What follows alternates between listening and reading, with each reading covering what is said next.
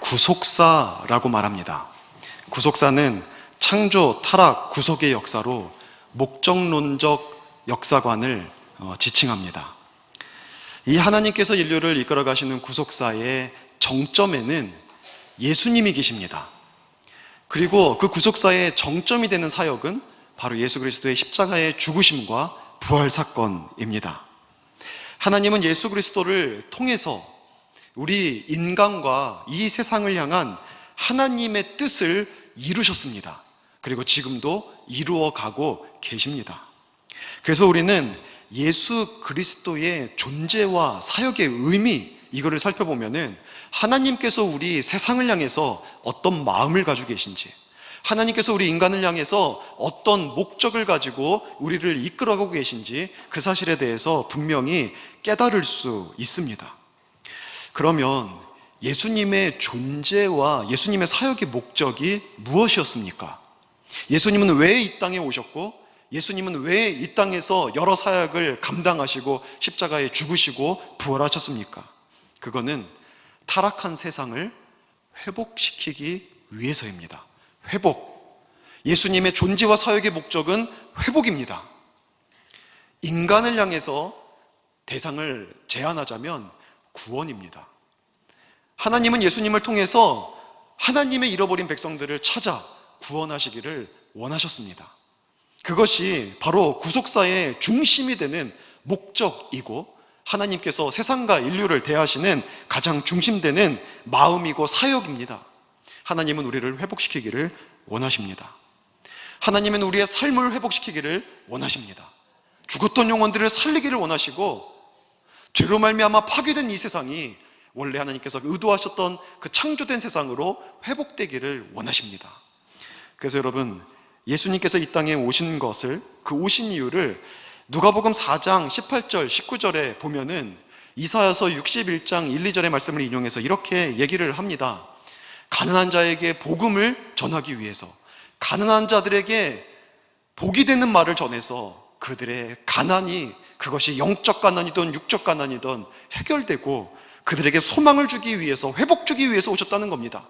계속해서 말씀을 하시죠. 포로된 자에게 자유를 주기 위해서, 결박되어 있는 영혼을 구원해 주기 위해서 오셨다는 겁니다. 회복이죠. 눈먼 자를 다시 보게 하기 위해서, 눌린 자를 자유롭게 하고 주의 은혜를 전파하기 위해서 예수님께서 오셨다는 겁니다. 예수님 왜 오셨습니까? 우리를 회복시키기 위해서 오신 겁니다. 이 회복 사역이 중점이고, 그래서 여러분, 이게 예수님의 이 사역이 정점, 구속사의 정점이라는 말은 이런 측면으로도 생각해 볼 수가 있습니다. 정점이라는 말은 다른 모든 사역들도 하나님은 회복에 초점을 두고 목적을 두고 있다는 겁니다. 근데 그 회복 사역의 정점에 예수 그리스도가 계신 거죠. 그러니까 하나님은 예수님을 배제한다고 할지라도 저와 여러분을 향해서, 그리고 이 땅, 이 세상을 향해서 가지고 계신, 그 품고 계신 마음은 원래대로 회복. 어떻게 하면 이 땅을 회복할까? 어떻게 하면 잃어버린 영혼을 찾을까? 어떻게 하면 죄의 결과로 고통받고 있고 신음하고 있고 육체적인 질병 가운데 그렇게 힘들어하고 있는 영혼들을 회복시킬까? 어떻게 하면 죄와 사망 가운데 그렇게 신음하고 있는 영혼들을 살릴까? 여러분, 이 회복이 하나님의 큰 목적입니다. 이 하나님의 회복하심이 저 여러분에게 있기를 축원합니다. 느헤미야서는요, 죄인을 회복시키시고 다시 그의 삶을 갱신하고자 하는 그 하나님의 마음이 기록되어져 있는 성경입니다. 느헤미야서는 분명히 느헤미야가 얼마나 탁월한 리더인지를 보여주는 성경이에요. 하지만 그것과 더불어서 우리는 생각해야 될 것이, 느헤미야를 이 땅에 보내시고 느헤미야를 불러서 성벽을 재건하시고 영적 개혁을 일으키시는 그 하나님의 마음을 읽을 수 있어야 합니다. 그래서 여러분께서 느헤미야서를 한 장 한 장 읽어 나가실 때마다 느헤미야의 이 귀한 사역뿐만 아니라 느헤미야를 통해서 일하시는 하나님을 꼭 발견하시기 바랍니다. 그리고 느헤미야서를 읽는 이 느헤미야 캠페인을 통하여서 하나님의 회복하심의 역사를 경험하기를 축원합니다. 우리의 영혼이 살아나는 시간이 되었으면 좋겠습니다. 우리의 마음이 새롭게 되고 우리들의 육체 가운데 치유가 일어나고 우리의 가정, 깨어진 관계, 그리고 우리의 교회가 다시 탄력을 받고 하나님의 역사를 일으키는 시간이 되었으면 좋겠습니다. 우리의 나라와 열방과 세상을 품고 함께 기도하는 시간이 되었으면 좋겠고, 그 시간을 통해서 하나님께서 역사해 주실 줄로 믿습니다. 하나님께서 이 회복의 역사를 구속사의 중점에 두시고 언제든지 우리를 계속해서 회복하고 치유하기를 원하시는데, 하나님께서 그 일을 이루어 가실 때 특별히 인간을 통해서 일하십니다. 이것은 이제 다 공공연히 드러난 더 이상 비밀이 아닌 비밀이죠. 하나님은 지금도 이 땅에서 일하고 계신데, 하나님이 일하시는 방식은 사람입니다. 사람을 통해서 이 땅을 새롭게 하세요. 왜냐하면 하나님은 이 땅에 처음에 천지를 창조하신 다음부터 인간에게 주신 명령이 생육하고 번성하여 땅에 충만하라, 정복하고 다스리라는 명령을 주셨습니다. 하나님은 원래부터 인간을 지으셨을 때 창조한 모든 피조물을 하나님의 뜻에 맞게 다스릴 수 있는 책임, 그 의무를 인간에게 주신 거예요. 그래서 우리는 예수 그리스도를 믿음으로 말미암아 하나님과의 관계가 회복된 우리 그리스도인들은 바로 이 회복된 관계 속에서 이 임무를, 이 미션을 이 땅에서 감당하는 사람들입니다. 그래서 하나님은 지금도 예수 그리스도를 믿어서 하나님의 자녀가 된 사람들을 들어서 도구로 삼아 이 땅을 변화시켜 나가고 회복시켜 나가고 치유해 나가시는 분이십니다. 여러분, 저와 여러분이 그 하나님의 강한 오른손에 붙잡힌 바 된 하나님의 도구가 될 수 있기를 바랍니다. 오늘 본문에 나오는 느헤미야도 역시 그런 사람 중에 한 사람이었죠. 하나님은 느헤미야를 부르시고 느헤미야를 주님의 손으로 붙잡으셔서 이 시대에 놀라운 회복의 역사를 일으켜 주시는 것입니다. 여러분, 느헤미야는 어떤 사람이었습니까? 느헤미야는 지금 페르시아 제국에 살아가고 있지만 유대인이었습니다. 성경에는 바사 제국이라고 하고 있는데 페르시아 제국입니다. 이 바사 제국에 살고 있었지만 유대인이었어요. 그의 할아버지가 예루살렘 성전이 다 무너지고 포로들이 바벨론 시대에 잡혀올 때에, 바벨론 국가에 의해서 잡혀올 때에 포로로서 끌려오신 분입니다. 그리고 그곳에서 아들을 낳고 또 그 아들이 또 아들을 낳았는데 그 아들의 이름이 느헤미야인 겁니다. 이 느헤미야는 포로로 잡혀왔기 때문에 이 사람은 사실 이 바벨론을 페르시아가 또 점령했거든요. 그러니까 바벨론 시대에도 노예고 페르시아 시대에도 역시 노예입니다. 그럼에도 불구하고 이 사람은 굉장히 높은 지위에 올라간 사람이었습니다. 오늘 본문 1장 1절에 보면은 이 페르시아 시대의 아닥사스다 왕, 이 아닥사스다 왕이 정권을 잡고 있을 때 수상궁에 머물러 있었다고 합니다. 수상궁은 페르시아에 3개의 수도가 있는데 그 중에 한 수도고 주로 겨울에 이용하는 수도였습니다. 다니엘의 활동 무대도 수상궁입니다. 에스더와 모르드게의 활동 무대도 역시 수상궁입니다. 그리고 오늘 느헤미야의 활동 무대도 이 수상궁이죠. 그 수상궁에 들어가 있는 것은 그가 그냥 백성의 일원으로 들어가 있는 것이 아니라 고위 관료로 들어가 있는 겁니다. 1장 11절에 보니까 이 느헤미야가 그 당시에 어떤 일을 감당했다고 얘기하냐면 왕의 술 관원의 직무를 감당했다고 합니다.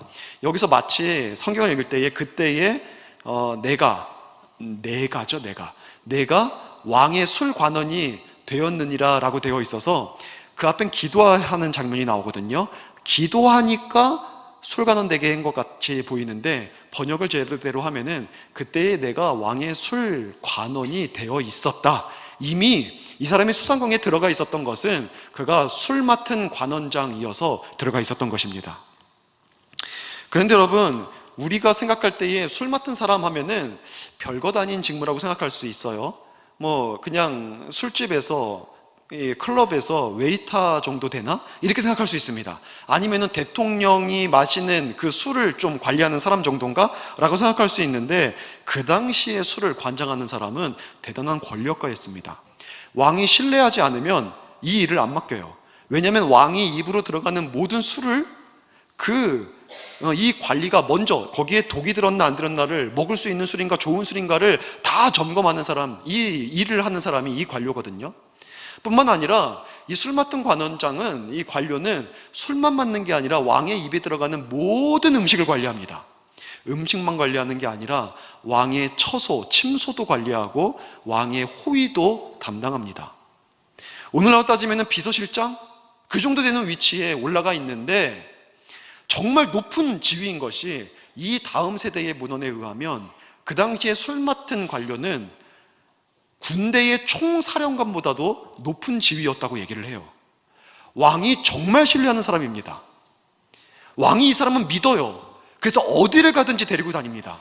외교적인 활동을 펼칠 때에도, 높은 고위 관직들을 만날 때에도 술 맡은 관료를 반드시 데리고 가서 이 외교적인 일에도 함께 동참하게 하는 그런 일들을 감당하니 이 사람은 얼마나 신뢰와 얼마나 높은 이 수준의 탁월함, 실력 갖추고 있는 사람이었습니까?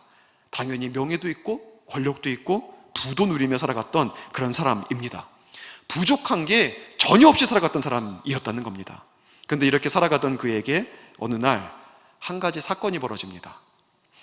이 느헤미야 동생 가운데 하나니라는 사람이 있었는데, 이 하나니가 예루살렘에 관료로서 파송되었었거든요.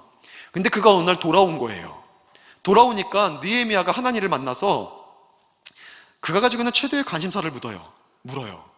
느헤미야는 항상 어떤 관심이 있었냐면, 우리는 포로로 끌려왔지만 그곳에 남아있는 이스라엘 백성들, 유다 백성들은 어떻게 살고 있을까?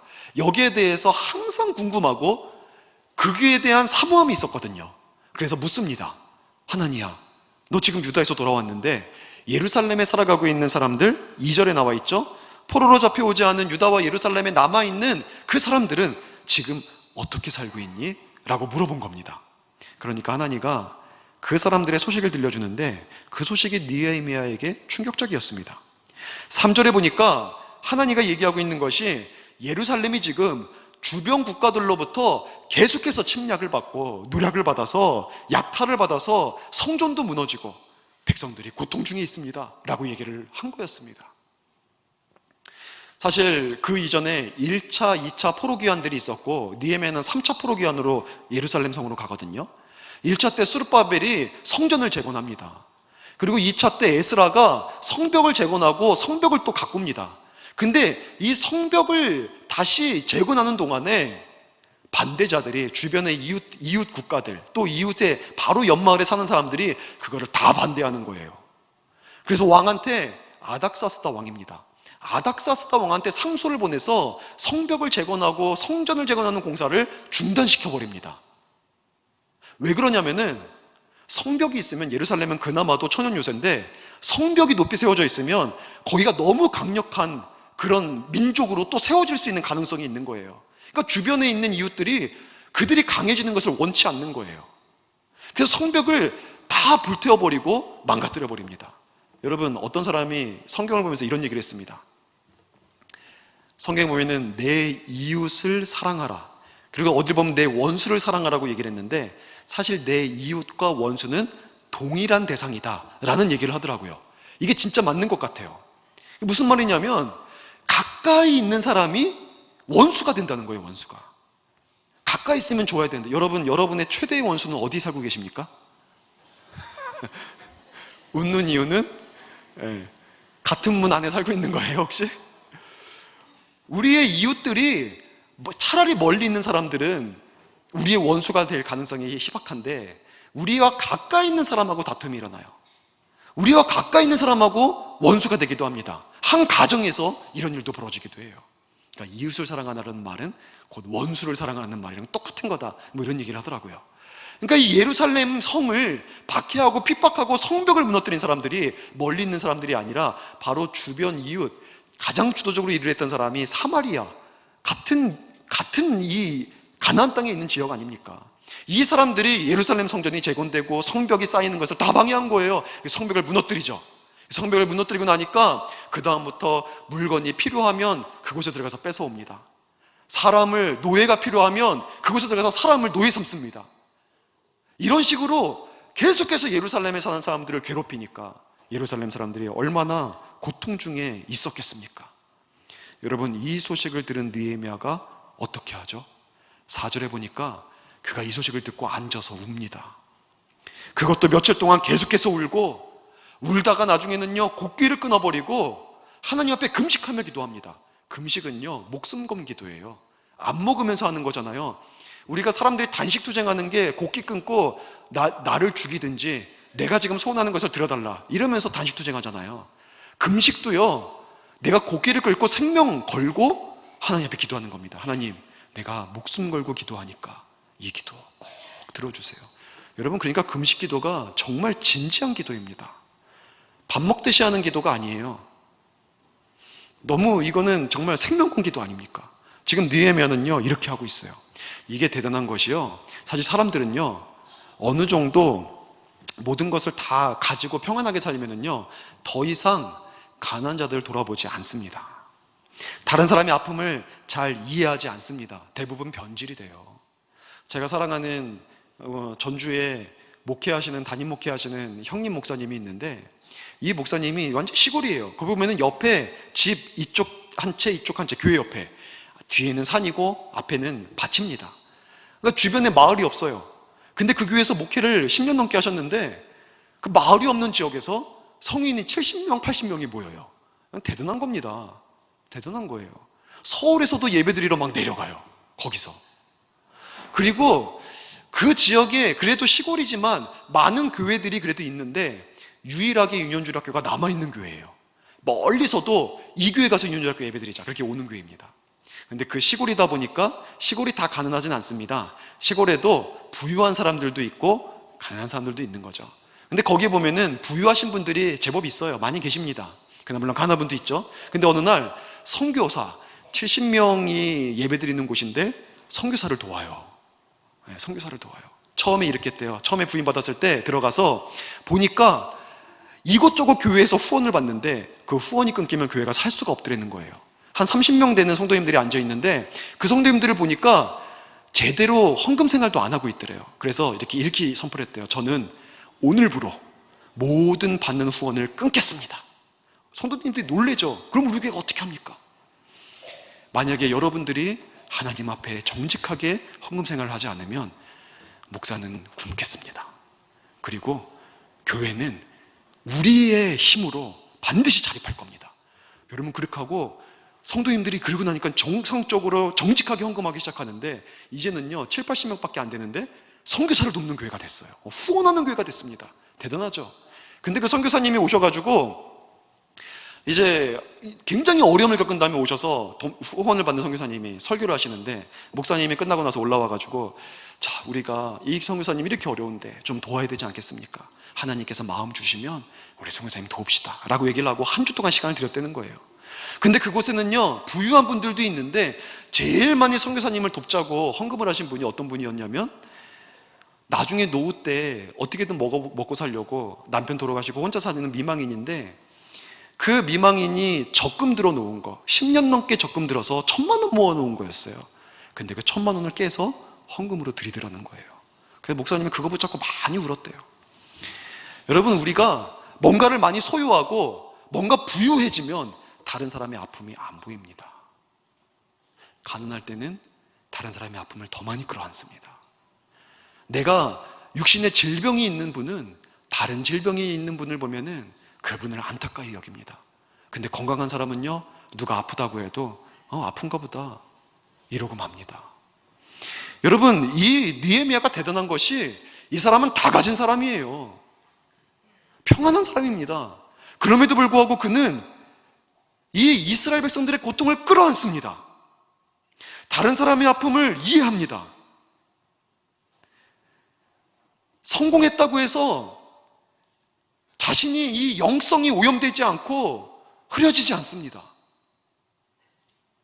다른 사람의 아픔을, 그 고통을, 그 눈물을 나의 눈물, 나의 고통으로 삼고 공감합니다.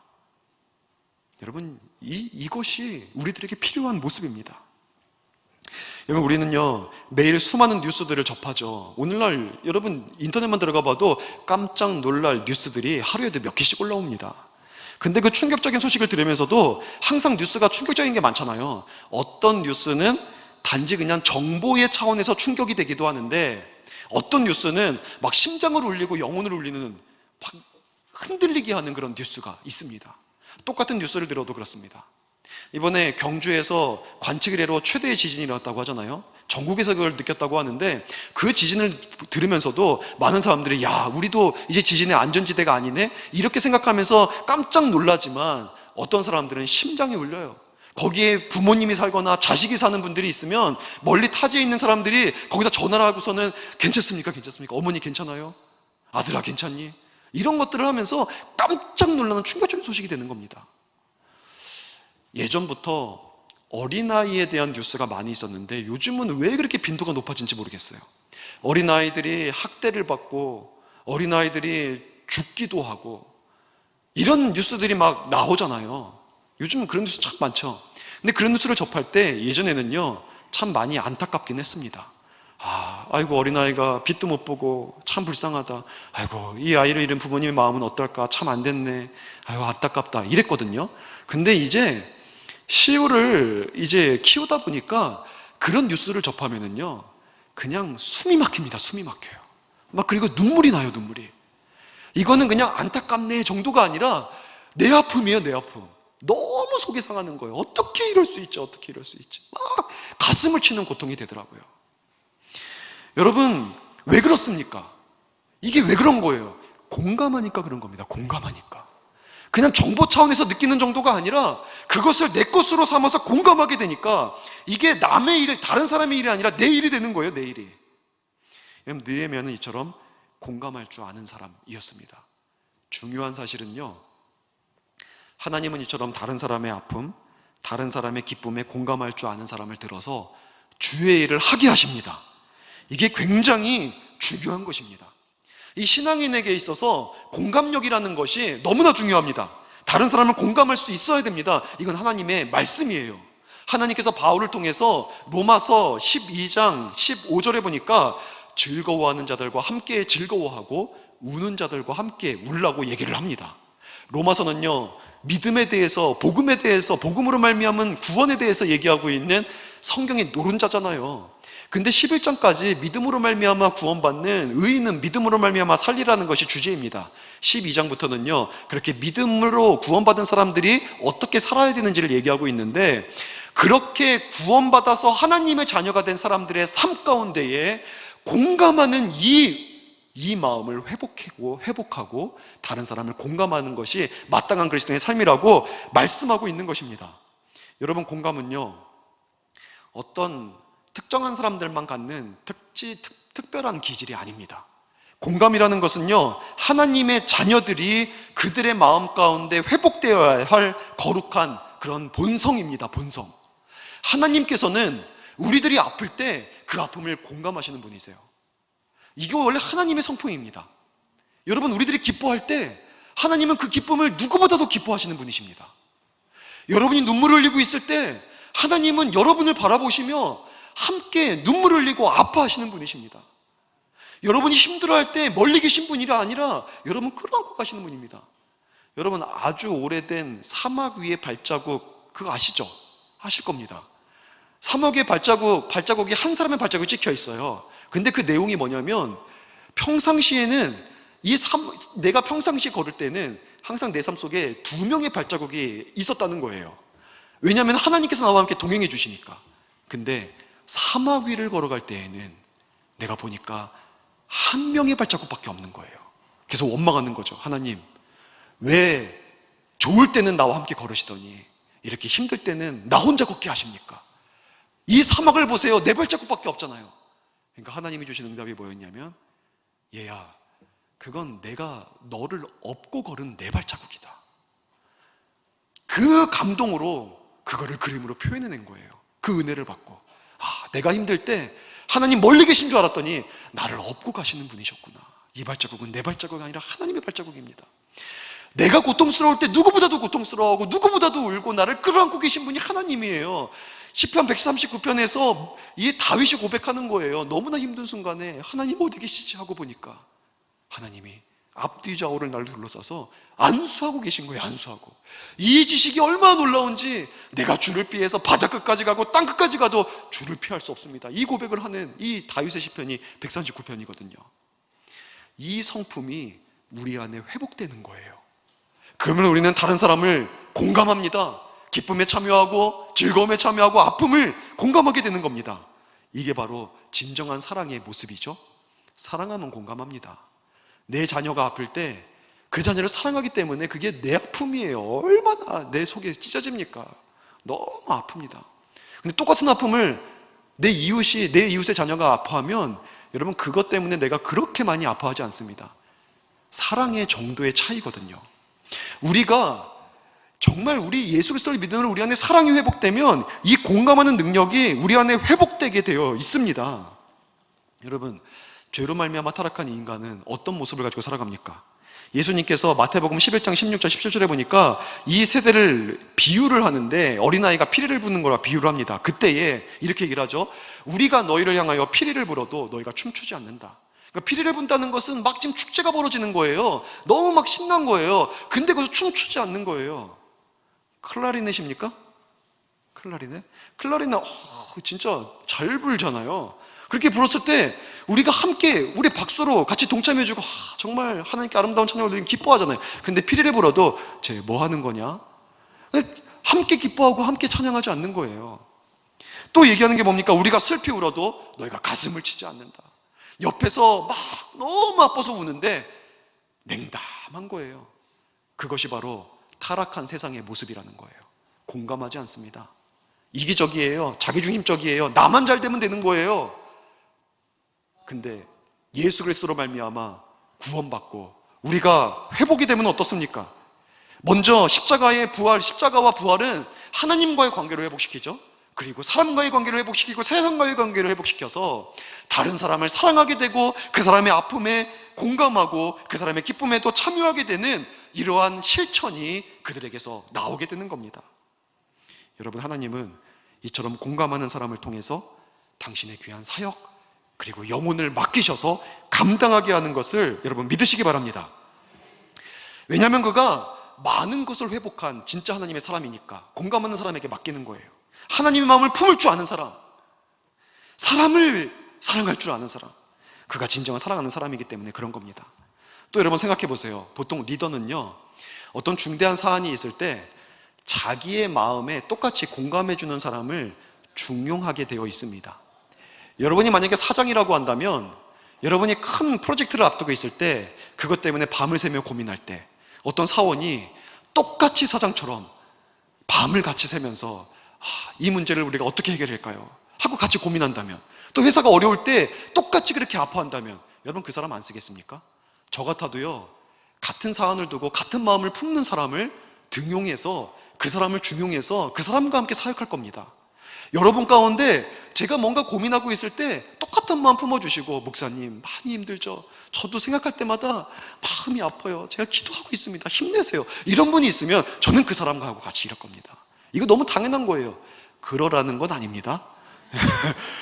당연한 겁니다. 당연해요. 하나님도요, 하나님의 마음 이해하는 사람.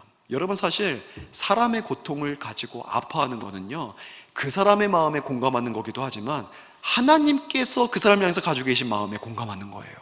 누구보다도 아파하시는 분 하나님 아닙니까? 그래서 그 하나님의 마음을 품고 사람을 볼 줄 알고 역사를 볼 줄 알고 사회에 돌아가는 모든 현상들을 볼 줄 알고 나라 민족을 끌어안을 줄 아는 사람, 여러분 하나님은요, 그 사람 들어서 도구 삼으셔서 세상을 변화시키고 회복시키는 그 주역이 되게 하신다는 사실입니다. 여러분, 다윗을 보세요. 골리앗이 이스라엘 백성들을 모욕하니까 분노합니다. 어떻게 하나님의 백성을 모욕하냐? 군인이 아니에요. 도시락 가지고 갔던 사람이에요. 젊습니다. 한 17세? 근데 그 어린아이가, 그 청소년이 그 마음에 너무 분함이 있고 너무 화가 나니까 나가는 거예요. 물맷돌 들고. 자기가 쓸 수 있는 이 무기가 물맷돌이니까 그거 들고 나서 싸우는 거예요. 다윗은요, 아둘람굴에 도망자의 신세에 있을 때 그일라 타작마당에 다른 이방인이 쳐들어와서 타작해놓은 모든 것들을 빼앗아 가고 괴롭힌다는 소식을 들었어요. 도망자의 신세예요. 같이 있는 사람이 400명이 있었지만 그들은 억울한 자, 빚진 자, 이런 도망자들만 모여 있어요. 군인들이 아니란 말이에요. 근데 마음에 거기서 고통당하고 있는 그일라 지방의 백성들이 너무 긍휼한 거예요.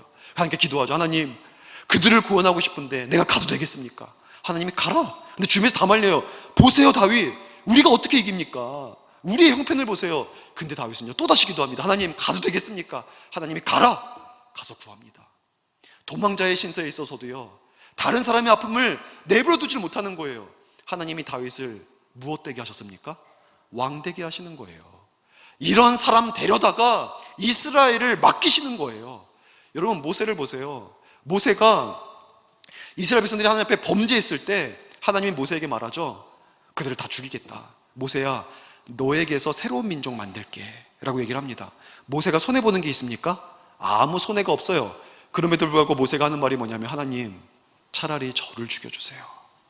제가 대신 죽겠습니다. 저들을 살려주세요. 그들을 위해 공감하고 그들을 긍휼히 여기니까 여러분, 하나님이 모세를 이스라엘 백성들의 영도자로 세워주시는 겁니다. 여러분, 바울을 보세요. 로마서 9장 1절 3절에 보니까 나에게 큰 근심이 있는 것과 마음에 그치지 않는 고통이 있는 것을 내 양심이 성령 안에서 나와 더불어 증언하노니 나의 형제 곧 고륙의 친척을 위하여 내 자신이 저주를 받아 그리스도에게서 끊어질지라도 원하는 바로다. 여러분, 이것이 무슨 의미인지 바울이 알아요. 하나님, 나 지옥 가도 좋아요. 대신 내 형제들, 우리 유대 백성들 살려주세요. 이것을 정말 그들의 영혼 품고 긍휼히 여김으로 기도하는 거 보세요. 그러니까 바울 들어서 세계 선교하는 그 하나님의 일꾼 되게 하시는 겁니다. 예수님도 마태복음 23장 37절에 보니까 예루살렘과 그 백성이 강팍해하는 모습 보면서 예루살렘아 예루살렘아 막 애통한 심정으로 안타까워하시는 모습을 보여주십니다. 여러분, 요나에게 지난주에 하나님께서 말씀하신 게 뭐예요? 순종 플러스. 순종하는데 하나님 마음 품지 않고 순종하는 거예요. 그러니까 내 마음 좀 품어라. 저 영혼들 사랑하는 내 마음 좀 품어라. 그 마음 품고 공감해야 정말 하나님의 위대한 사역할 수 있으니까 그렇게 말씀하셨습니다. 오늘 느헤미야도 마찬가지죠. 느헤미야 보세요. 예루살렘의 백성들의 고통 보니까 슬퍼합니다. 웁니다. 아파합니다. 그리고 기도합니다. 하나님은 이처럼 공감하는 사람을 통해서 구원의 역사, 개혁의 역사, 회복의 역사, 구속사를 계속해서 이끌어 가십니다. 그래서 결국 느헤미야는요 52일 만에 성벽을 재건해요. 누구도 생각하지 못할 일을 합니다. 그 넓은 예루살렘의 성전에 성벽을 다 재건해서 오랜 역사 동안, 수년 동안 이루지 못한 일들을 순식간에 잃어버립니다. 하나님이 그 쓰시는 거예요. 왜요? 그의 이 갱신, 이 개혁, 이 능력은 그들의, 이스라엘 백성들의 아픔을 공감하는 데서부터 시작이 되었고, 그것이 곧 하나님께 공감하는 거여서 하나님은 그를 통해서 위대한 일을 감당하게 하시는 겁니다. 여러분, 공감이 능력입니다. 공감하는 자가 하나님께서 그의 손으로 붙잡아서 쓰십니다. 공감하는 자를. 여러분은 요즘 얼마나 공감하고 계십니까? 다른 사람들의 아픔에 공감하고 계십니까? 주변에서 큰 일을 겪었을 때 여러분 얼마나 그거 끌어안고 같이 아파하십니까? 누군가가 중한 질병에 걸렸을 때, 누군가가 사랑하는 사람을 잃었을 때 우리 한 지체로서 그들을 끌어안아야 합니다. 같이 울어야 합니다. 같이 위로해야 합니다. 누군가가 정말 좋은 일이 생겼을 때 속으로 배 아파하지 말고 같이 기뻐할 수 있어야 됩니다. 여러분, 우리가 교회가 지금 한 마음으로 한 뜻이 되어서 무엇인가를 계속해서 함께 기대하고 바라보고 사역하고 있습니다. 여러분, 공감하고 계십니까? 이 사역을 여러분의 사역으로 품고 계십니까? 이 비전을 여러분의 비전으로 끌어안고 계십니까? 이것 때문에 가슴 설레하고 있고, 이것 때문에 여러분 기도하고 있고, 이것 때문에 감격하고 계십니까? 여러분 얼마나 공감하고 계십니까? 이 공감이 우리들에게 정말 필요해요. 함께 우십시오. 함께 기뻐하고 함께 참여하시기 바랍니다. 제러미 리프킨이라고 하는 이 경제학자, 인문학자가 있습니다. 와튼 스쿨 최고 경영자 과정의 교수님이신데, 이분이 쓴 책 중에 공감의 시대라는 책이 있습니다. 제가 최근에 아주 재미있게 읽은 책입니다. 근데 공감의 시대를 보면은 그대로부터 가까운 현대에 이르기까지 사람은 힘 있는 자가 힘 없는 자를 지배하는 시대를 살아왔다는 거예요. 아무도 거기에 대해서 의문을 제기하지 않았다는 거예요.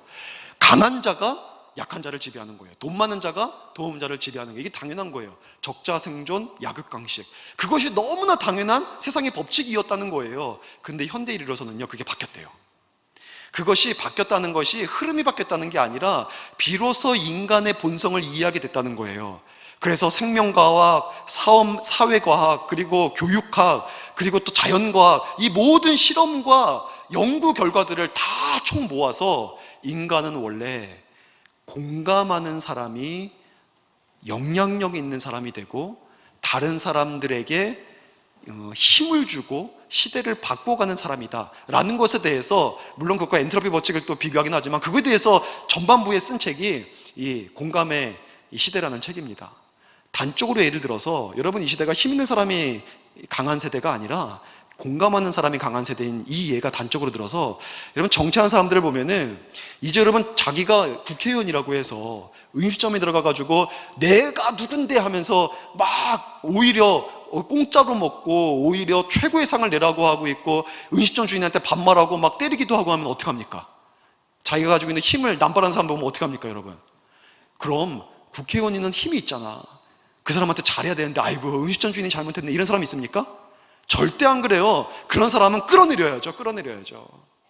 오히려 국회의원으로서 가난한 사람들하고 함께하고 아픈 사람들을 품고 그렇게 하는 사람들을 우리가 더 기뻐하죠. 국가가 어려울 때 골프 치러만 가도 그 사람 끌어들이지 않습니까? 힘 있는 사람이 인정받는 시대가 아니에요. 이제 그 사람들이 강함을 누리는 시대가 아니에요. 공감하는 사람, 이 사람이 실제 힘 있는 사람이라는 거예요. 가정에서 누가 제일 힘 있죠? 사실 가정에서 제일 힘 있는 사람이 남자입니다. 근데 오늘날에 남자들이 자기의 권위를 내세우고 힘을 내세우면요 밥 맛있게 얻어먹고 살기 힘듭니다. 이제는 아내를 사랑해주고 이해해주는 사람, 그런 사람이 훨씬 더 사랑받을 수 있습니다. 어느 날 미용실에 다녀온 부인이 씩씩대면서 거울을 보면서 이런 말을 하는 거예요. 여러분 미용실 다녀오면 대체로 그러죠. 아우 속상해 죽겠네. 이게 뭐야 이게 뭐 이렇게 하는 거예요. 그러니까 옆에 있던 남편이 왜 그래? 당신 머리 했어? 머리 바뀌었네? 이렇게 물어보는 겁니다. 그러니까 아내가 얘기하는 거예요. 아 그래 머리 했어. 근데 이게 뭐야? 도대체 이것도 머리라고 한 거야? 아 진짜 속상해 죽겠네. 남편이 괜찮은데 뭘 이렇게 얘기를 한 거예요. 그러니까 옆에서 아내가 그 얘기를 듣고 이제 열불이 나는 거죠. 아니 당신 눈엔 이게 괜찮아 보여? 아줌마 같잖아 완전히. 여러분 그러면 뭐라고 얘기해야 됩니까? 자 1번, 2번, 3번 자 뭐라고 얘기해야 됩니까? 근데 남자가 여기서 이렇게 얘기하는 거예요. 그럼 당신이 아줌마지 아가씨야? 아줌마네 아줌마. 자르질 말던가. 그렇게 되면 어떻게 됩니까? 그날 대판 싸움이 벌어집니다. 여러분 아내가 머리하고 와서 그런 얘기하는 거는 뭘 원한 겁니까? 자기 마음에 좀 공감해 주길 원한 거예요. 50점짜리 대답은 뭡니까? 머리가 이게 뭐야 할 때 정말 그게 뭐냐? 속상하겠다. 50점짜리예요. 사실 그거 원한 거 아니에요. 공감을 해도 표면적인 것과 중심을 잘 분별해야 돼요. 진짜 원한 건 뭐예요? 아 머리가 이게 뭐야 속상해 죽겠네 할 때 여보 너무 이뻐 내가 본 걸로 최고로 이쁘다. 아 당신은 어떻게 해도 이뻐. 사실은 그거 듣고 싶은 거예요. 이게 100점짜리 대답입니다. 맞습니까? 제가 100점짜리 신랑이고 싶은데 여러분 이렇게 여러분 가정에서도 서로 공감을 해주는 사람이 인정받고 사랑받지, 이제 힘 가지고 당신 그렇게 누가 돈 그렇게 많이 주셨는데 미장원 가래 이제 내가 깎아줄게 내가 이런 염색 가져가죠. 내가 해줄게 내가 훨씬 잘하겠다. 여러분 이러면은 이 사람이 사랑받겠습니까? 아닙니다. 이런 사람은 진짜 이 콩나물국에 청양고추 들어갑니다. 아주 매운 청양고추. 여러분 우리는 공감의 시대를 살아가고 있습니다. 보통 사람들도 서로 공감하는 자를 영향력 있는 위치에 올립니다. 하나님은 원래 인간을 그렇게 만드셨거든요. 거울 뇌련이라고 하는 이 유전자를 우리 속에 넣으셔서 다른 사람의 아픔에 정말 자연스럽게 공감하게 만드셨어요. 하나님이 이렇게 만드셨어요. 이게 하나님의 성품이에요. 여러분 공감하는 사람들이 되시기 바랍니다. 그것이 능력이고 하나님은 그 사람들을 통해서 위대한 일을 이루어 가십니다. 즐거워하는 자들과 함께 즐거워하고 우는 자들과 함께 울 수 있는 그런 분들이 되시기를 주의 이름으로 축원합니다. 이제 말씀을 마치겠습니다. 여러분 무엇에 요즘 공감하고 계십니까? 공감은요 단순히 추근히 여기는 마음이 아니에요. 이건 연민 같은 거죠. 우리는 동정도 그렇게 사용하는데 사실 동정도 공감이랑 아주 똑같은 용어인데 동정이라는 것을 다르게 사용합니다. 누군가가 뭔가 내가 나를 불쌍히 여겨주면은 야 동정하지 마 그러죠. 동정하지 마. 불쌍히 여기지 말라는 말이죠. 사실은 그런 의미는 아닌데, 공감은요 단순히 그런 감정이 아니라 진정한 공감은 상대에 대한 배려, 이해, 참여, 그리고 상대를 제대로 인식하는 일종의 실천이라고 합니다. 제러미 리피킨이 한 소리예요. 실천. 공감은요 참여하고 실천하는 겁니다. 그냥 이해하고 그러겠다라고 느끼는 것이 아니라 그 아픔에 똑같이 참여하는 겁니다. 그곳에 가는 겁니다. 그 사람 끌어안는 겁니다. 그 사람과 함께 문제를 해결하는 겁니다. 그 사람과 함께 좋은 일이 있을 때 함께 동참해서 기뻐해 주는 겁니다. 이게 이 실천이 공감이에요. 여러분, 그렇게 서로 간에 공감하시기 바랍니다. 공감하세요. 머리가 이상하게 하고 와도 왜 그렇게 머리를 괴롭혔어? 라고 하지 말고, 야, 이쁘다, 잘 됐다. 제가 그걸 잘 못해요, 사실은. 이쁘다, 잘 됐다. 여러분, 속상한 일 있으면 정말 챙겨주고 이런 일을 하셔야 됩니다. 교회를 생각할 때 어떤 마음 하나님께서 주십니까? 공감하십시오. 하나님께서 우리 교회를 위해서 새로운 역사를 써가고 계십니다. 새로운 시대를 열어가고 계십니다. 여러분, 공감하십시오. 그 일들에 참여하십시오. 하나님께서 이렇게 비전 주셨죠. 1830. 이거는 기도의 등불을 밝히자, 하나님께 드리는 예배를 회복하자, 이 비전입니다. 이 비전에 얼마나 공감하고 계십니까? 그래, 내가 기도에 하나의 등불이라도 밝히자, 금요 기도회라도 나와서 정말 교회를 위해, 가정을 위해, 시대를 위해 기도하자. 여러분, 얼마나 고민하십니까? 얼마나 공감하십니까? 여러분, 우리 태신자 축제를 위해서 함께 기도하고 있습니다. 얼마나 공감하십니까? 영혼을 향한 하나님의 마음을 여러분 품으십니까? 공감하셔야 돼요. 그들을 향한 주님의 눈물을 품고, 이 사역을 향한 주님의 기대를 품고, 주님의 역사를 품고 함께 공감하셔야 됩니다. 여러분, 생명 살리는 교회, 고치는 교회, 치유하는 교회, 생명사역 우리가 감당해 나가야죠. 이런 일들에 여러분 공감하십시오. 나의 사역이 되게 하십시오. 참여하십시오. 여러분의 돛대를 펴십시오. 아베 피에르라고 하는 사람이 단순한 기쁨이라는 책에서 이런 말을 했습니다. 우리에게 주어진 자유는 돛을 펼치기 위해 밧줄을 잡아당기는 것과 같다. 우리에게 이 자유를 주셨는데 밧줄을 잡아당겨서 배에 돛을 펼치는 것, 이것이 우리에게 준 자유라는 거예요. 그런데 그것만으로 배를 나아가게 할 수는 없다. 바람이 불어야만 배는 나아갈 수 있다.